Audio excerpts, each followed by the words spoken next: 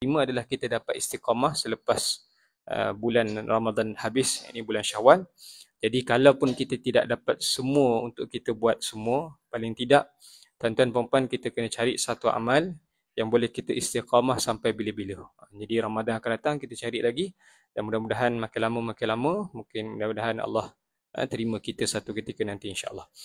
Baik, yang saya hormati Cik Muhammad Khairul Fuad selaku pengurusi surau Al-Muhajirin Desa Kasya, Barisan Jawatan Kuasa Surau, tuan-tuan imam, tuan-tuan Bilal, tuan-tuan guru, para asatizah, ibu ayah, abang kakak, adik-adik yang dirahmati Allah sekalian. Apa khabar semua tuan-puan? Alhamdulillah, mudah-mudahan tuan-tuan puan-puan terus semangatlah untuk hadir ke surau ni, mengimrahkan surau ni. Baik, hari ini kita sambung ke tuntutan sunnah dan adab sebelum solat berjemaah yang ke-6. Ini kita nak merapikan saf. Jadi sebelum tu kemungkinan kalau saya punya slide ni terpadam ni, saya minta maaf tuan-puan, saya tak terlupa nak bawa charger. Jadi kalau terpadam tu kita teruskan dengan syarahan je lah insya-Allah. Ala kulli hal, selagi mana yang sempat ni kita tengok dulu ciri-ciri perapian saf ni. Dia ada 4 perkara. Iaitu pertama, kita nak meluruskan saf. Jadi mungkin kalau ada masa nanti lepas kita dah tengok teori, kita cuba buat nanti macam mana nak meluruskan saf tu. Kemudian kita merapatkan saf. Merapatkan saf pun ada kaedah dia dalam mazhab Syafi'i. Kemudian kita bermula daripada tengah saf dan berakhir dengan tertib susunan saf yang ditunjukkan dalam mazhab Syafi'i berdasarkan daripada riwayat-riwayat daripada hadis Nabi sallallahu alaihi wasallam. Hadis pertama kita tengok dulu bagaimana kita nak meluruskan saf. Diriwayatkan daripada Abu Mas'ud berkata, kana Rasulullah sallallahu alaihi wasallam yamsahu manakibana fi shalah wa yaqulu istawu wa la takhtalifu fatakhtalifa qulubukum liyalini minkum ulul ahlami wan nuha thumma alladhina yalunahum thumma alladhina yalunahum. Yang maksudnya Rasulullah sallallahu alaihi wasallam mengusap bahu-bahu kami ketika hendak solat dan berkata, luruskan saf kamu. Rasulullah pegang bahu-bahu ni, luruskan saf kamu dan janganlah kamu berantakan, yakni berteraburlah di dalam saf sehingga hal itu akan membuatkan hati kamu juga akan berselisih. Hendaklah berdiri di belakangku orang-orang yang matang, yakni berakal, kemudian orang yang hampir dengan mereka, kemudian orang yang hampir dengan mereka. Hadis riwayat Muslim. Jadi dalam hadis ni main pointnya kita nak cerita bagaimana kelurusan saf itu memainkan peranan penting di dalam membuatkan hati kita bersatu padu. Kalaulah kita melihat dalam sesebuah institusi masjid ataupun surau itu boleh jadi ada permusuhan antara satu sama lain. Hakikatnya apa dia berlaku? Hakikatnya sebenarnya kalau berdasarkan riwayat hadis ni kita dapat tahu sebenarnya dia berpunca daripada ketidaklurusan saf. Kadang-kadang kita perasan mungkin ada berlaku pertelagahan lah, perselisihan pendapat kadang-kadang antara jemaah-jemaah masjid ni. Bayangkan tuan-puan, jemaah masjid surau pun boleh bergaduh, apatah lagi orang yang tak datang masjid surau. Sebab itu penting kita nak belajar fiqh solat berjemaah ni supaya bila kita tahu tentang kaedahnya, maka kita akan ikut dia punya turutan-turutan dia tu. Dan sebagaimana hadis Nabi ni kata, maka ia akan membuatkan hati kita berselisih kalau kita berterabur dalam saf. Sebab tu penting untuk kita luruskan saf. Dia bukan sahaja kalau ada orang tegur ataupun orang kata betulkan saf ke depan sikit Haji, ke depan sikit cikgu, ke depan sikit ni abang. Kita jangan buat tak tahu je kan. Kita fikir alah budak muda yang tegur aku ni, alah dia ni bukan ustaz, aku ustaz kan. Kita jangan buat tak tahu. Teguran dia itu sebenarnya memainkan satu peranan yang besar supaya institusi umat kita ini bersatu padu. Sebab itu penting untuk, kadang-kadang kita rasa benda ni tak logik. Apa kaitan lurus saf dengan hati yang bersatu padu? Tak logik. Tapi memang dalam agama ada certain part tu kadang-kadang benda tu tak logik pun. Tapi bila mana Nabi dah riwayatkan begitu, maka kita ikut, insya-Allah ada berkatnya. Okey, itu yang pertama. Dalam hadis ini juga menunjukkan kepada kita bahawa peranan imam untuk menasihatkan makmum supaya meluruskan saf. Jadi kadang-kadang kalau ada imam yang dia terus sahaja angkat takbir, maknanya dia tidak menepati sunnah Nabi sallallahu alaihi wasallam. Itu utama. Dan ada juga keadaan kadang-kadang imam dia sebut istawu lis-salah tapi dia pandang depan. Dia tak tengok pun makmum kat belakang. Jadi fungsi peringatan tu tak berlaku di situ. Jadi imam tak kiralah imam tu lelaki ke, kalau kita salat perempuan dengan perempuan pun dia penting untuk mengingatkan kelurusan saf ni. Itu yang kedua. Jadi imam dia mesti ambil seketika tengok saf, istawu lis-salah, ambil sunnah tu. Kita nak sunnah sebut apa yang Nabi sebut. Kemudian kita sebutlah dalam bahasa Melayu, luruskan saf, rapatkan saf. Nak panjang sikit pun boleh. Apa-apalah yang boleh kita sebut nanti. Okey, itu yang kedua. Dan yang ketiga, Nabi memberi satu penekanan bahawa orang yang berada di belakang Nabi ni mesti orang yang berakal. Siapa yang berakal ni? Berakal ni, kata Ustaz Hazri Hashim, ada 3 ciri-ciri orang yang berakal. Iaitu pertama, orang-orang yang boleh menjadi khalifah. Kalau imam berlaku sesuatu mudarat kepada imam, imam terbatal atau imam tak perasan dia batal, atau imam pengsan. Jadi apa berlaku? Maka orang yang belakang itu perlu menjadi khalifah, menggantikan imam di depan. Ketika mana Sayyidina Umar radhiyallahu anhu ditikam masa tengah menunaikan salat subuh. Seingat saya Sayyidina Abdul Rahman bin Auf yang menjadi khalifah. Menjadi khalifah untuk menggantikan Sayyidina Umar ketika itu. Adalah sahabat lain yang tolong Sayyidina Umar, tapi Sayyidina Abdul Rahman ke depan untuk meneruskan salat itu. Bayangkan Sayyidina Umar ni pemimpin khalifah yang utama negara ni ditikam, kan? Tapi bagaimana Sayyidina Abdul Rahman bin Auf ni juga yang alim juga, yang sahabat Nabi yang hebat juga, boleh menggantikan. Maknanya ada kepentingan di situ. Kita tak boleh sewenang-wenangnya memutuskan solat hanya kerana imam itu mungkin pengsan, mungkin ada masalah dan sebagainya. Jadi peranan di belakang tu dia main peranan yang penting. Cara nanti kita akan belajarlah cara macam mana kita nak menggantikan imam dan sebagainya dari semasa ke semasa, insya-Allah. Itu yang kedua. Yang pertama, yang kedua, orang yang boleh menjadi mubaligh. Mubaligh ni yang menguatkan suara kalau tiba-tiba blackout dan sebagainya. Macam masjid baru-baru ni asyik blackout je kan. Bila buka semua sekali, aircon semua buka, blackout. Dia tak cukup power dia, overload. Jadi kalaulah orang yang di belakang itu tidak memainkan peranan untuk menjadi mubaligh, maka dia tidak dikira sebagai orang yang berakal lah, kalau ikut penerangan para ulama.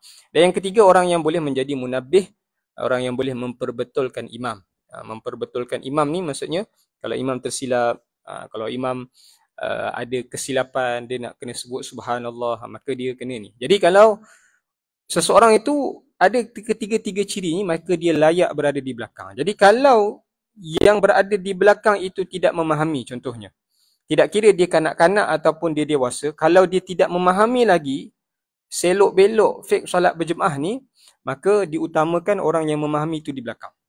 Jadi sebab tu, utama jemaah-jemaah masjid surau ni, bukan dia kata aku tak payah belajar lah. Tapi bayangkan kalau tiba-tiba tak ada orang lain dah. Kalau kita tak belajar, tuan-puan tak duduk majlis-majlis begini, macam mana kita nak tahu kaedah nak membantu imam dalam keadaan-keadaan yang tertentu. Okey, jadi ini meluruskan saf, dia punya 3 main point dia lah. Jadi ini gambar yang saya minta masa tu dulu, Cik Azrul ni dah cetak untuk buat lah. Jadi ini lebih kurang gambaran bagaimana kita nak meluruskan saf, iaitu perlu memastikan kita punya tumit itu selari dengan jemaah kiri dan juga kanan. Nanti kita buat nanti, insya-Allah. Okey. Kemudian yang kedua, merapatkan saf. Diriwayatkan daripada Abdullah bin Umar radhiyallahu anhu, anna Rasulullah sallallahu alaihi wasallam qala wala tadharu furujatil lisyaitan wa man wasala saffan wasalahu Allah wa man qata'a saffan qata'ahu Allah. Yang bermaksud bahawa Rasulullah sallallahu alaihi wasallam bersabda, jangan sesekali kamu membiarkan ruang yang kosong kerana ia akan diisi oleh syaitan. Sesiapa yang merapatkan saf, maka Allah akan merapatkan hubungan dengannya, dan sesiapa yang memutuskan saf, nescaya Allah akan memutuskan hubungan dengannya. Hadis riwayat Imam Abu Daud. Jadi di sini ada pula kesan kalau kita tak merapatkan saf. Kesan kalau tak merapatkan saf adalah Allah putuskan hubungan dengan kita. Jadi sebab itu jangan kita rasa tak selesa. Waktu COVID tu dah berlalu dah. Jangan ada yang rasa tidak selesa bila orang rapat-rapat ni. Tak ada. Asasnya memang kita disunatkan dan memang digalakkan untuk rapat. Jadi kalau kita tak rapat, maka kita buat perkara makruh dan boleh menyebabkan syaitan mengisi ruangan tu. Itu yang kadang-kadang kita tak boleh khusyuk di dalam salat. Imam baca panjang sikit bila imam nak habis. Imam baca pendek sikit, pendek je aku pun boleh kan, macam tu. Macam-macam lah yang boleh masuk ke dalam fikiran kita. Jadi penting. Jadi kalau bab COVID tu, itu keadaan yang lain, tetapi dalam bab keadaan yang biasa, maka kita kena ikut cara perapatan saf yang sebenar. Ini gambaran bagaimana keadaan. Di dalam mazhab Syafi'i, tidak penting untuk kita sama tumit tu. Dalam mazhab lain, dia memang rapat. Dalam mazhab lain, saya pergi Dubai, saya pergi ke negara-negara yang mengamalkan mazhab Hambali kan, dia memang rapat lah. Jadi kalau kalau mazhab Syafi'i, dia tidak rapat tu. Yang penting adalah bahu kita bertemu dengan bahu ataupun lengan lah jemaah kiri dan kanan. Itu keadaannya. Jadi kalau contoh, kalau jemaah perempuan nak rapat tumit tu, macam mana nak rapat tumit kan? Jadi masa sujud tu, masa nak bangun kan, ada yang terpijak kain orang nanti kan. Jadi yang rapatnya itu adalah di bahagian bahu tu. Bahu keadaannya. Itu yang kedua. Yang ketiga, berkaitan dengan memulakan saf daripada tengah. Diriwayatkan daripada Abu Hurairah radhiyallahu anhu, Rasulullah sallallahu alaihi wasallam bersabda, "Wassitul imam wasuddul khalal." Tengahkanlah imam dan penuhkan ruang-ruang kosong. Tengahkan imam, jadi kita perlu jadikan imam ni sebagai center. Center. Surau ni alhamdulillah lah, saya suka sebab dia betul-betul center kan. Masjid pun alhamdulillah dah jadi center dah. Dulu ke kanan kita punya jemaah muslimat tu. Jadi sekarang kita dah Jabatan Agama ambil alih, maka kita dah mereka lebih mengetahui dan mereka dah penuhkan ruangan di belakang tu lah. Jadi ada setengah surau masih lagi tidak dapat buat. Surau saya pun masih tak dapat buat lagi sebab atas kekangan-kekangan tertentu, ruangan dan sebagainya. Ala kulli hal, kalau boleh buat, maka kita cuba usahakan untuk buat. Dan ada sebagian orang yang perangainya adalah dia penuhkan ruangan mana pintu dia masuk. Kan? Dia masuk sini, dia penuhkan sini lah. Jadi bahagian sini kosong. Samalah kat masjid pun sama juga. Yang perempuan, sebabkan dia masuk pintu belah kiri tu, kan? Jadi dia penuhkan bahagian kiri. Kanan tu biar lapang, kosong. Jadi ini satu pemahaman yang silap kerana kita perlu mengetengahkan imam. Pernah ada satu ketika dalam kitab saya susun ni, kita ada sebut hadisnya berkaitan dengan satu keadaan para jemaah melihat ada seorang sahabat tu melihat para sahabat suka penuhkan belah kanan. Memang Rasulullah puji orang-orang yang belah kanan ni. Tapi belah kiri kosong. Maka diadukan kepada Rasulullah SAW. Maka Rasulullah kata, siapa yang penuhkan bahagian kiri pun dapat pahala juga kan. Dapat pahala juga. Ada hadisnya, tuan-tuan boleh carilah nanti.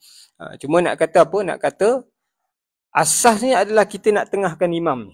Tengahkan imam. Sebab Islam ni mengajar kita keseimbangan. Jadi kalau kita ada tersengit sana, tersengit sini, maka tidak nampak kesyumulan Islam di situ. Jadi ini antara keadaan yang kita boleh tengoklah.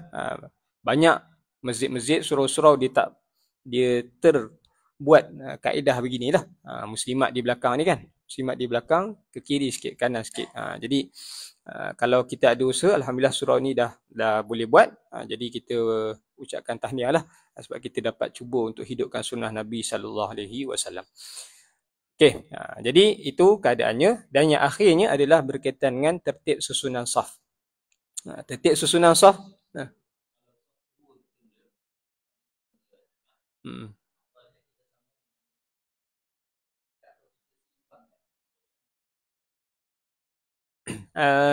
Kita seimbangkanlah saf kedua pun. Mula daripada tengah, lepas tu kanan, lepas tu kiri, lepas tu kanan, kiri, kanan, kiri. Macam itulah. Tidak. Sebab apa? Sebab dalil tadi wasitul imam. Jadi kita kena jadikan imam itu di tengah.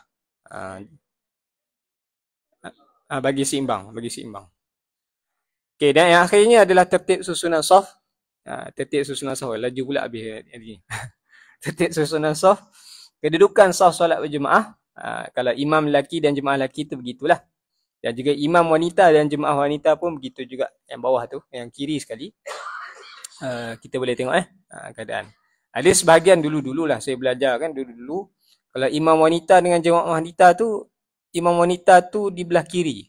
belah kiri. Tapi sebenarnya dalam mazhab Syafi'i, jemaah wanita, seorang wanita tu sebenarnya belah kanan juga.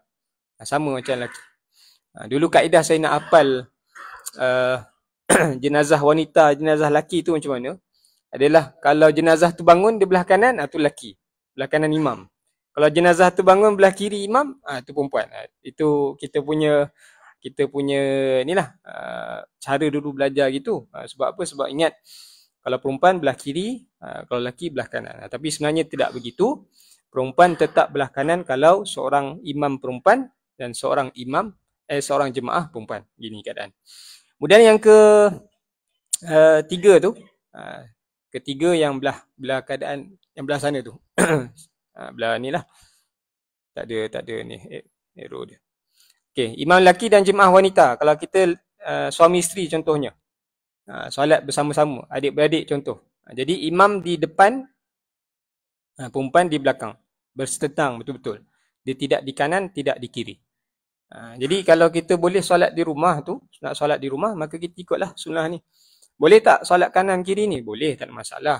Tapi dia tidak mendapati sunnah yang telah ditunjukkan oleh baginda Nabi SAW. Kemudian yang keempat yang bawah tu, imam lelaki, jemaah lelaki dan jemaah wanita. Tu keadaan dia. Contoh kita ada seorang anak lelaki. Jadi bukanlah jemaah wanita itu di belakang imam lelaki tu, tapi di belakang jemaah lelaki tu. Keadaan. Saya dah cek kat media sosial ni banyak gambar-gambar yang kata jemaah perempuan tu di belakang imam lelaki. Jadi saya dah cek macam-macam kitab, dah tanya berbagai-bagai guru dan memang sebenarnya beginilah keadaan sebenar. Jadi yang di media sosial, yang banyak berlaku di media sosial tu adalah satu kesilapan yang mungkin pemahaman sendiri-sendirilah yang kita nak kena elak. Dan yang kelima tu, kita pergi belah kiri balik, imam lelaki dan jemaah lelaki ramai. Begitulah lebih kurang keadaan yang biasa. Imam wanita dan jemaah wanita ramai. Begitu keadaannya. Ada dua pandangan, satu ke depan sikit, satu sama taraf pun tak ada masalah. Ada dua pandangan. Yang penting jangan ke belakang lah daripada jemaah. Yang ketujuh, imam lelaki, jemaah lelaki ramai serta kanak-kanak lelaki. Afdal kanak-kanak ni sebenarnya memang di saf belakang. Kalau dalam mazhab Syafi'i, dia bukan ikut saf kita di depan. Untuk yang kanak-kanak yang belum berkhatan ni lah. Jadi kalau kanak-kanak yang dah berkhatan ni, maka dia digalakkanlah untuk bersama. Tapi kalau kanak-kanak yang belum berkhatan ni memang di kat belakang. Afdal dalam mazhab Syafi'i. Dan yang akhir, imam lelaki, jemaah lelaki, kanak-kanak lelaki serta jemaah wanita ramai. Inilah keadaannya yang boleh kita pelajari. Okey.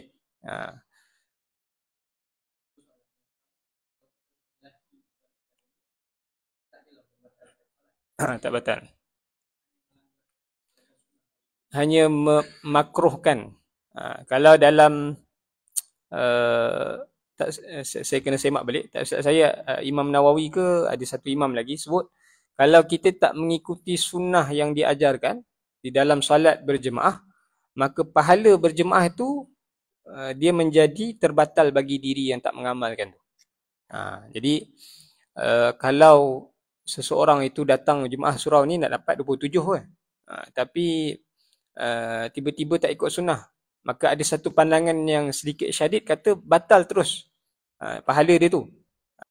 Satu pandangan macam Syekh Fahmi Zamzam saya pernah sebut kan, dia punya persen tu jadi kurang. Persen. Kalau ada orang yang dapat 100% 27 tu, mungkin dapat 2,700, 27,000 contoh. Ada orang yang mungkin dapat RM27 je contoh. Jadi peratus setiap satu ganjaran tu berkurang. Itu ada dua pandangan lah dalam keadaan tu. Ustaz.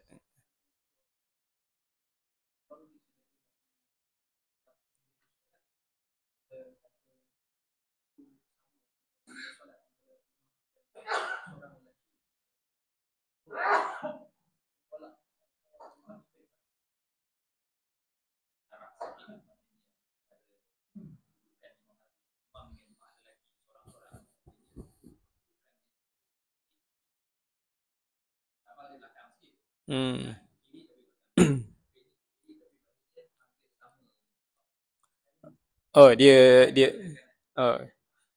tu saya tak pernah tengok lah media sosial tu. Cuma dalam kitab panduan imam dan makmum dan salat berjemaah, Ustaz Khidr Hussein ada datangkan beberapa kitab. Kalau keadaan itu adalah yang paling afdalnya itu adalah dalam keadaan ujung jari ni adalah berada di belakang tumit. Ujung jari itu belakang tumit. Afdalnya. Tapi kalau dia ke depan sikit, sama-sama kan. Katalah sama-sama lebih kurang begini. Yang penting jangan sama tu okey lagi, tapi jangan tu jadi tak sah. Solat berjemaah dia tu. Kalau sama ni pun dah terlalu berat dah ni. Tapi okey lagi. Tapi dia kena belakang sikit. Belakang sikit okey dah.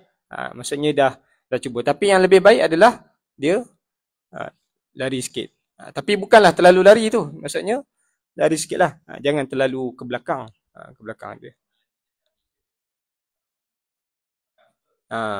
Jadi kalau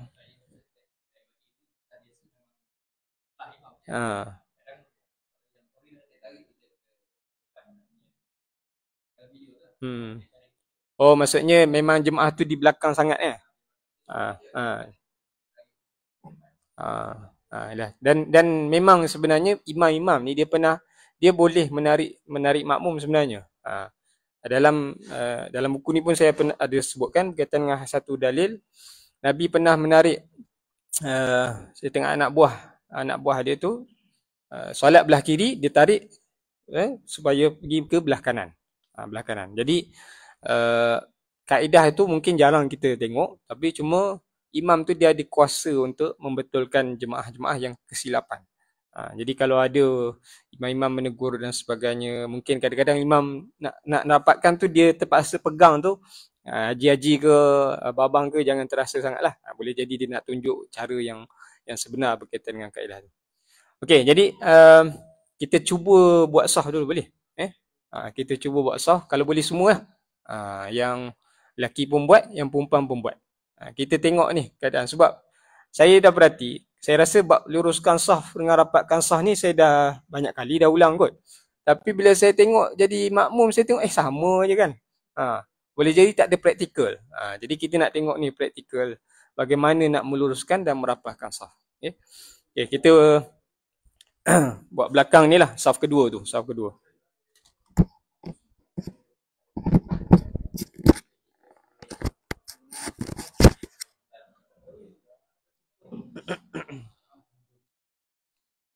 Okay, semua penuhkan saf kedua je dulu. Yang perempuan nak buat boleh, nak tengok dulu pun boleh.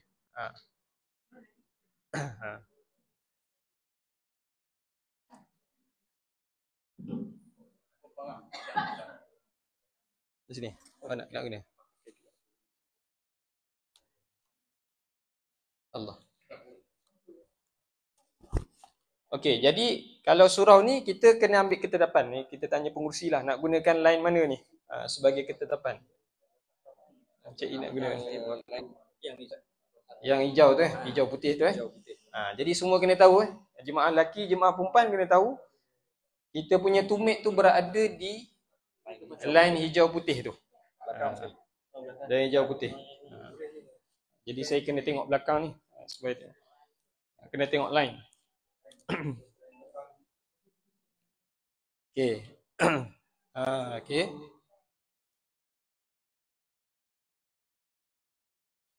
Ini jaga perbarisan lah. Haji ke belakang sikit. Haji ke belakang sikit. Tumit tu ke belakang sikit. Belakang lagi. Belakang lagi. Okey. Bukan rapat, belakang. Ke belakang. Okey, cantik. Okey. Abang pun sama, ke belakang sikit lagi. Okey. Jadi Haji pun ke belakang sikit. Okey dah. Okey. So daripada kanan ke kiri ni kita tengok ini cantik lah ni, kan? Dari sudut kelurusan saf tu dah nampak cantik dah. Jadi masing-masing kena main peranan. Kena main peranan supaya kelurusan saf ni terjaga. Ingat, kalau tak jaga kelurusan saf, kita akan bergaduh satu sama lain. Hati tak sependapat tu biasa, cuma tak adalah sampai kita nak bergaduh, nak berdendam antara satu sama lain. Okey? Itu kelurusan saf. Okey, kemudian merapatkan saf. Okey. Bahu sama, cuba tangan berada di atas inilah tanah kiam dalam keadaan kiam. Dia rasa selesa jangan sampai kita rasa sempit sangat. Jangan sampai kita rasa terlalu renggang. Jemaah wanita nak juga? Okey, jap. Okey. Okey, jemaah lelaki okey boleh duduk. Nanti kita panggil. Okey. So untuk rapat dengan luruskan saf ni, untuk yang ni dah cantik lah. Mula lurus. Dia akan ada ke belakang. Lepas kita naik tu dia macam boleh adjust balik. Dia sunat untuk kita adjust balik. Adjust balik lah. Kalau kita barang-barang rumah pun kita, kalau kita dah guna, kita adjust balik tak? Adjust balik kan? Dia lebih kurang gitulah. Kita sunat untuk kita tunjukkan cantik. Jadi kalau kita tunjukkan keteraturan ni, once bila ada jemaah yang mungkin bukan Islam tiba-tiba datang, macam Masjid Putra Nilai ni sekarang banyak tiba-tiba orang datang. Orang Cina masuk, orang Jepun, orang Australia, tiba-tiba dia datang. Jadi kita pun dia pun tak tahu. Ada orang India 3 orang baru-baru ni datang. Dia lepak kat tengah-tengah Kaabah tu kan. Dia posing kat situ pula. Jadi kita pun sebab salah nak cakap.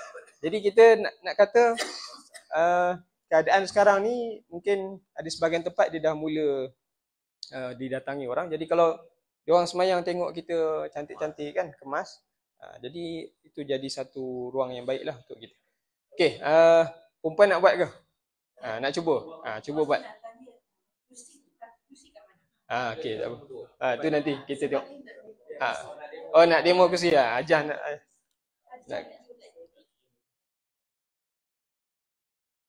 Okey, kerusi. Okey.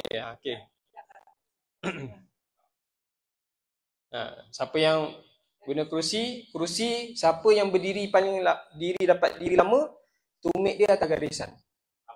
Sama dengan jemaah lain. Tapi kalau dia berdiri duduk itu lebih lama, maka kerusi itu yang atas garisan.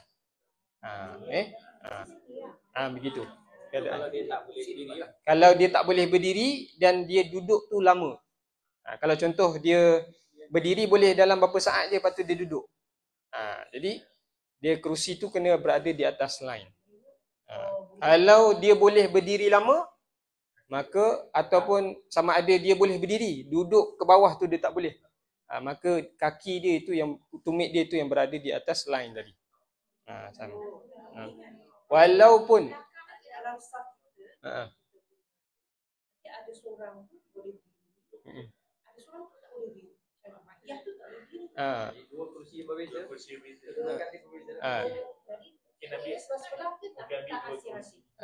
Boleh dia tak ada masalah sebelah-sebelah sebab dia tidak, asalkan muzakarah fatwa dia sebut gitu keadaannya, jadi dia tak ada dah terputus saf ke apa sebagainya. Okey. Jadi persoalannya macam mana pula orang belakang? Okey, dia lebih kurang sama macam apa? Macam ada tiang. Jadi di belakang tu tak ada orang lah. Jadi dimaafkan di belakang tu, maka orang yang seterusnya akan berada di sebelah. Dan sebab itu digalakkan orang-orang yang duduk atas kerusi ni untuk solat di bahagian hujung. Tapi kalau mungkin dia dah datang awal duduk tengah, itu dimaafkanlah. Jadi yang belakang tu tak perlu kita nak rasa ni. Jadi kalau berlaku situasi ni, tapi ada yang marah dan sebagainya kan, jadi tuan-tuan puan-puan kena jelaskan begini keadaan dia.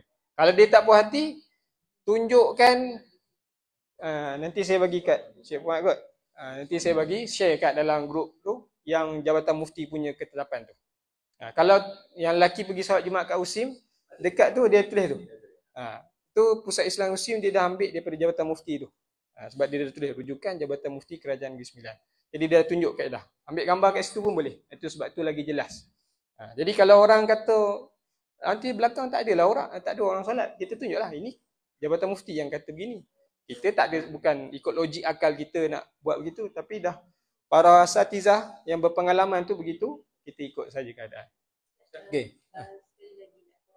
Macam Kak Kasih ni, dia tak boleh sujud kena duduk kursi. Okey. Jadi kursi ni betul kedudukan dia begini ke ataupun betul.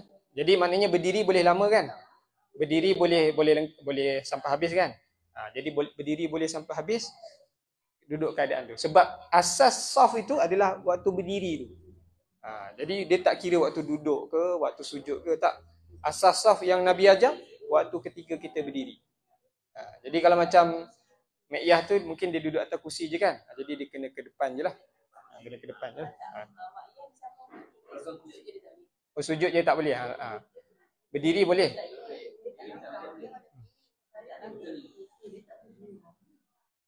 Kalau tak boleh berdiri lama, dia kena kursi dia tu lah. Kaki kursi belakang tu kena sebalik. Tapi dua kursi lah. Demo boleh. Dia kurang lah.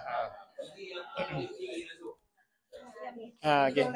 Ni sama ada tak boleh berdiri langsung ataupun dia boleh berdiri kejap je. Masing-masing tahu keadaan masing-masing. Jadi tengoklah keadaan masing-masing tu macam mana. Orang ni dia kalau surah pilih-pilih dia boleh berdiri lah. Kalau panjang sampai buang tu surat. Dan dia option dia tak nak pakai kursi. Okay. So dah baca Imam dah baca 10 ayat kalau semua dah. So what should we do? Dia kalau dia nak duduk, duduklah. Duduk Duduk. Kalau lipat pula keren makan ni.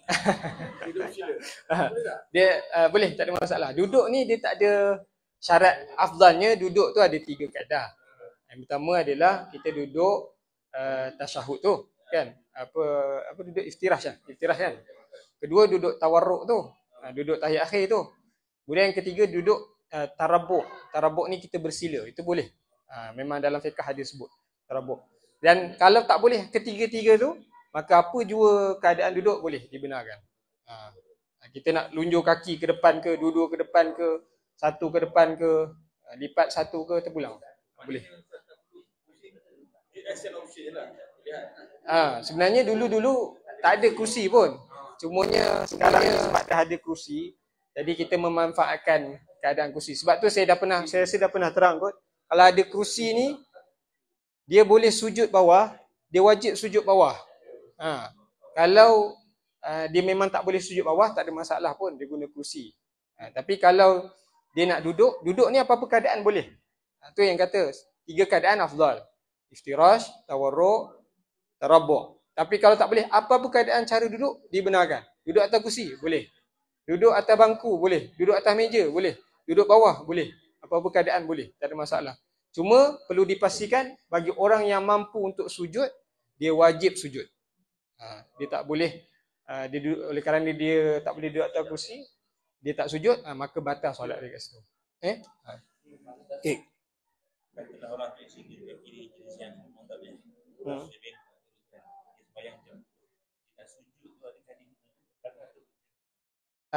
Kalau dia boleh sujud, tapi memang dia dah tak boleh sujud normal dah. Sekadar apa kemampuan lah.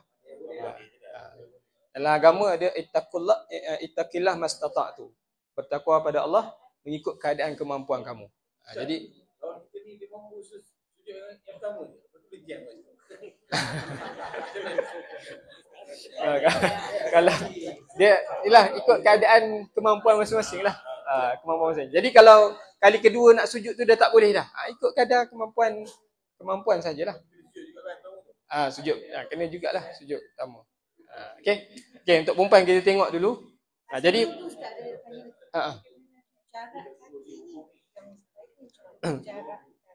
jarak kaki antara mana? Dengan jemaah kiri kanan. Okey, kaki sendiri dia afdalnya lebih kurang sejengkal lah.